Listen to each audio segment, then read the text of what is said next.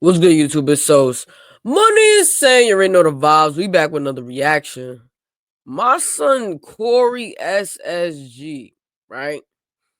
Everybody know him from Carmen and Corey, you know what I'm saying? But lately he's just Corey SSG. You feel me? He getting a divorce from his wife, you know what I'm saying? So they both went solo. Now they doing their own thing, right? But since Corey, and Carmen decided to get a divorce, Corey been in like mad different relationships. You know what I'm saying? He's been going back and forth on people online, all type of crazy mess, right? Bro, my son they said that my son was driving down a dark, lonely road with two other females, right? And kidnapped them, kicked them out the car, took the phones, like all this crazy stuff going on. You feel me? So then he went to Dubai. They saying he fled the state. That fled the state. He went to Dubai and he trying to run from the charges. You know what I'm saying? So they literally got this dude on Law and Crime, bro. And we about to react to that. Before I press play on this video, though, subscribe to my channel. You heard, put your chest in it. Know what I'm saying? Smash that like button, turn your post notifications so y'all can get notified every time I drop one of these videos. Now, this is honestly crazy, bro. Like, I've seen, big YouTubers, you feel me, go through some, I guess, tragic situation or whatever they going through in their life and then start doing crazy weird things. But this right here, this is like the top craziest thing some of these YouTubers experience after they didn't left they shorty, or maybe views is not hitting the way it used to be. You know what I'm saying? Kidnapping is crazy. Like, look at this.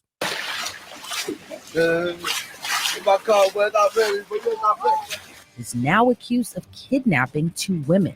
But the story doesn't end there. Authorities say the Texas based content creator fled the United States by booking a one-way ticket and hopping on a nearly 20-hour flight all the way to the Middle East. So, how did a man with millions of social media followers. Bro, they really got this man on Law and Crime, bro.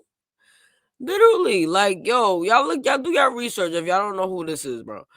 Like, it's a YouTube thing, he's not no, you know what I'm saying? Like, in the industry type of doing thing. He's a YouTube situation.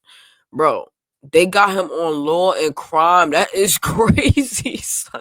End up charged with aggravated kidnapping. Well, it all began on November 22nd. That's when a woman exchanged numbers with 26-year-old Corey Pritchett Jr. The woman told authorities the following day she and another woman met up with Pritchett. They did some pretty harmless activities like working out, ATV riding, then bowling. But it was at the bowling alley where things took an intense turn. While there, the two women felt like something was off when Pritchett and his two friends started acting strange. The women told police they were repeatedly looking around, seemed on edge, and were acting suspicious. The unnamed women told police they learned Pritchett and his friends were having issues with another group that was there at the bowling alley. So they reportedly told Pritchett if he continued acting that way, he should just leave with his friends. Pritchett in turn stepped out with his friends, but never returned, leaving the women behind. After some time, the women texted him because they left their stuff in his car. So he asked them to meet at the HEB grocery store parking lot to get their stuff back. When the two women showed up, he switched gears and offered to drive them home, and they said yes. But according to the women, Pritchett flipped the script once again. During that drive, he reportedly began acting erratically and skipped.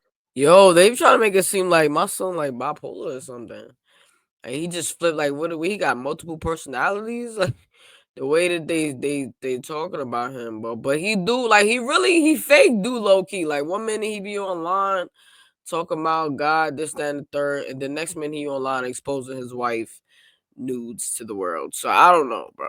What was supposed to be the route to drop them off. The women say Pritchett claimed someone was after him and started making phone calls. Then Pritchett began driving at high speeds, going past 100 miles per hour. The women claim he pulled out a gold-colored handgun and started waving it around the sunroof while still driving erratically fast. What? Bro, what?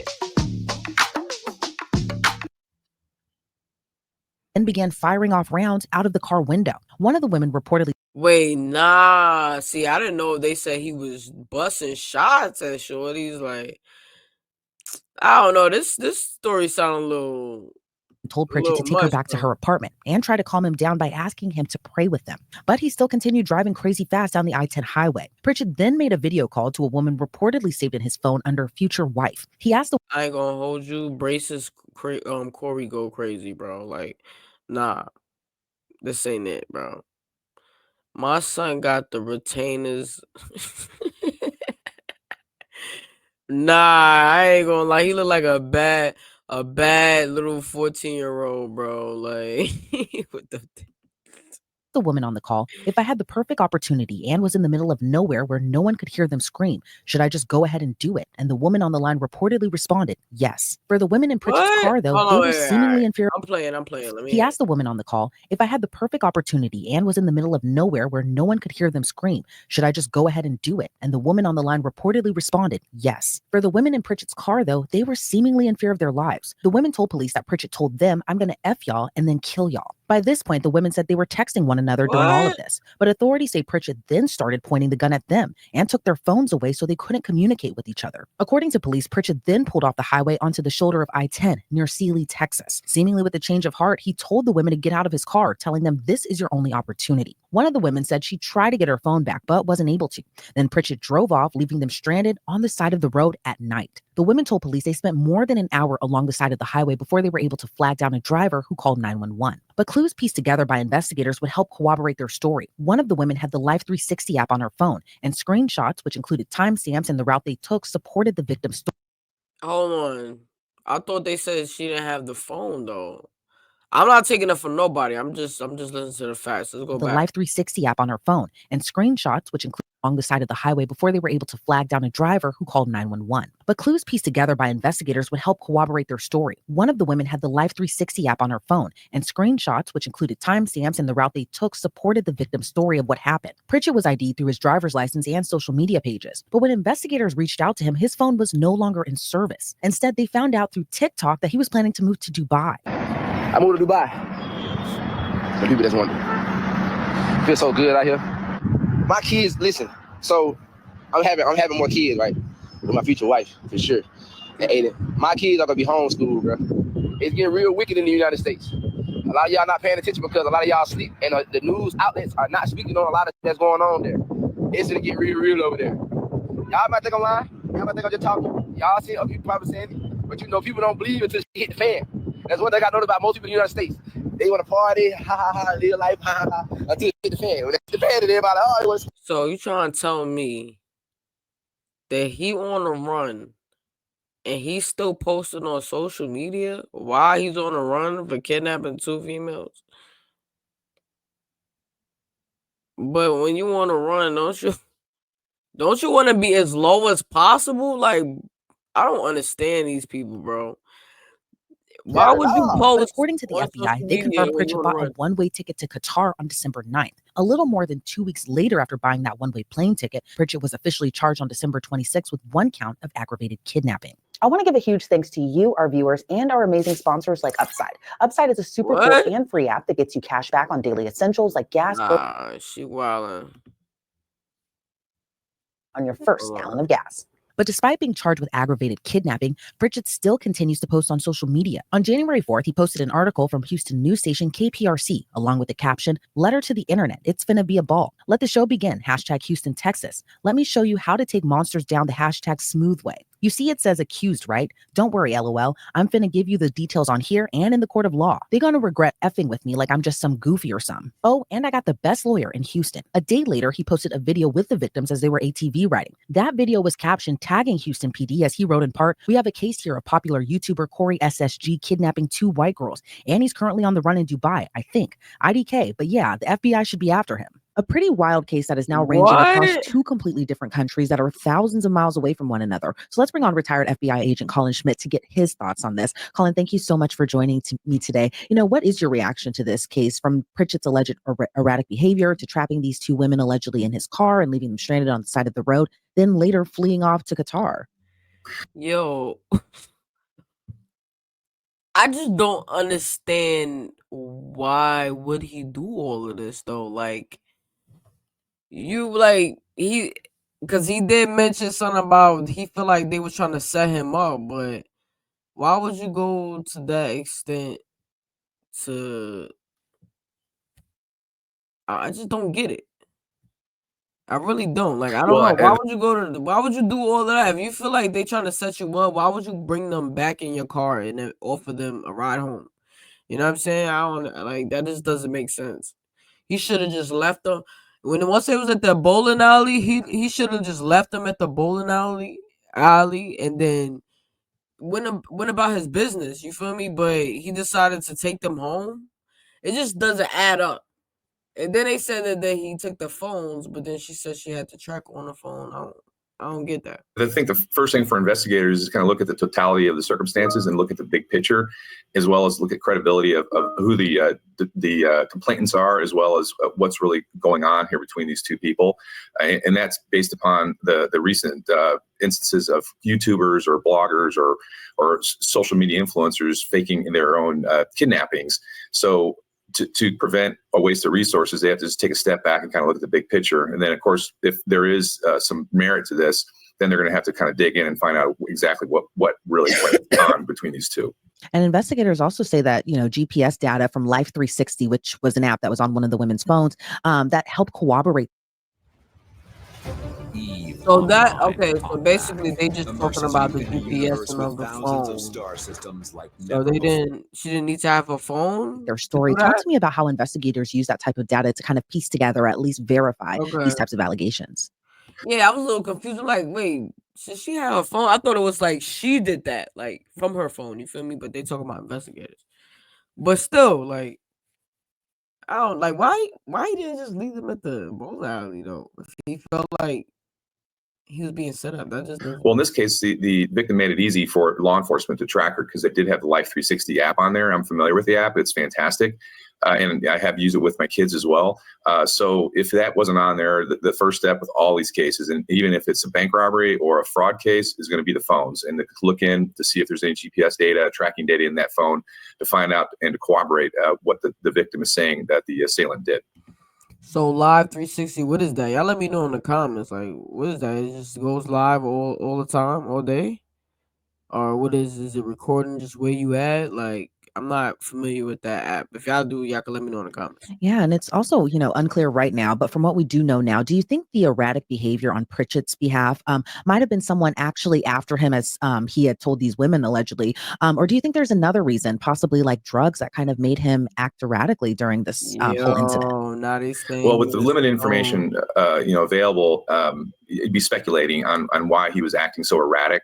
So when somebody's acting erratic, there's a catalyst or some sort of antecedent that make them do that. So either it's something internal or external, and that's one thing that's going to come out, so to speak, in the wash as the investigators do their investigation and start talking to people and find out why he was behaving in such an odd manner. And then the fact that he fled to Qatar, which is kind of an unusual country to go to because of it. I doubt he speaks Arabic. He's going to skip him, bro. And then just, again, fleeing off to a completely different country. Well, that tells me that there wasn't much thought put into this. It sounds more like this was an impulse crime. He was reacting to some sort of something maybe the women had done to him or vice versa. And this was reaction, and he didn't think it through. And then I think finally it kind of dawned on him that what he had done is basically going to land him in jail. And he essentially panicked, kicked him out or put him on the side of the road, and then obviously left the country. So he definitely has a lot going on inside his head. Bro. And this case is only going to probably get stranger as the investigators dig in. Yeah, and you mentioned something earlier in our discussion, just about his whole social media persona, which is kind of another added layer to this whole entire story. Pritchett has millions of followers across different social media platforms, but then you tack on this alleged behavior and this alleged or this crime as well too. What do you make of all of that, given that he was this kind of apparent rise on social media, and then he got kind of famous as well too, doing family content, and then for this to kind of come out? What do you make of just kind of that Jekyll and Hyde situation that we're kind of seeing all unfold? Well, that's from where I started with this, that because of his social media presence, law enforcement was going to have to kind of dig in and kind of determine what the motive behind this was. Maybe he had no intent of harming these women. He was just doing this for the classic clicks. Or, like I said, he had something going on in his life that made him panic. But it seems like there's such in society now, there's such a intense pressure to get quote unquote clicks that we see these social media people doing some amazingly stupid and abhorrent things. And frankly, I think law enforcement and the society as a whole is really kind of getting tired of it. And the hammer is starting to fall on these people for their behaviors. Now, say Pritchett makes it back to the United States, he's facing this kidnapping charge. How long of a, potential sentence or punishment do you think that he could be facing now? Well, if the federal authorities get involved, I believe you could get up to life in prison for kidnapping. So depending on the circumstances and if it's provable. Like the thing is, y'all gotta understand, right? Kidnapping, it's not only like, let me see, like, be like, oh, they gotta tie you up and all that other stuff. Like, you don't have to do all that to get that type of charge. If you tell somebody get up, if you tell somebody don't move and they don't want to listen to you, and you be like, don't move, or you be like, matter of fact, move from right here and go over there across the street, or over here in this corner, or stand there, that's considered kidnapping. You know what I'm saying? Because you're telling them what to do and they don't, against their will. You feel me? So, the fact that he told them that they got to stay in the car, and then he told them to get out and whatever, in the middle of nowhere, whatever, you know what I'm saying? He could definitely get those type of charges. In this case, he didn't take the victims over state lines, so there's an argument that it's not a federal crime. However, there is a kidnapping statute in Texas. So, in Texas has a pretty aggressive law enforcement culture there. Yeah. So he's going to be facing some jail time if it turns out that this was legitimate kidnapping and these women are willing to testify. That's crazy right there, yo. What y'all think about that? I mean, yeah, bro. Like y'all gotta like him. He was with the girl Carmen and Corey. Then around that time, I think it was Carmen and Corey. They had what's the name? King and Neek, Queen and Chris, and you know what I'm saying, all these different YouTube, Jazz and Tay and blah blah blah blah blah. You feel me? They all that era was popping. That's how, you know what I'm saying. That's how he came up. He got like 4 million, 3 million, 4 million. He got a lot of million. He got a few million subscribers. You know what I'm saying? It hasn't been the same since he got a divorce with his wife, whatever. Or like, I don't even think they all the way divorced. I think they like in the process. But the views been low. And if the views been low, then the checks been low. You know what I'm saying? That's how it go on YouTube. You feel me? So I don't know what's good with dude, bro. That's just ridiculous. Y'all let me know what y'all think in the comment section. Before y'all head out, though, subscribe to my channel. You heard, put your chest in it. Know what I'm saying? Smash that like button. Turn on your post notifications so y'all can get notified every time I drop a video. And I'll see y'all in the comment section. Let's get it.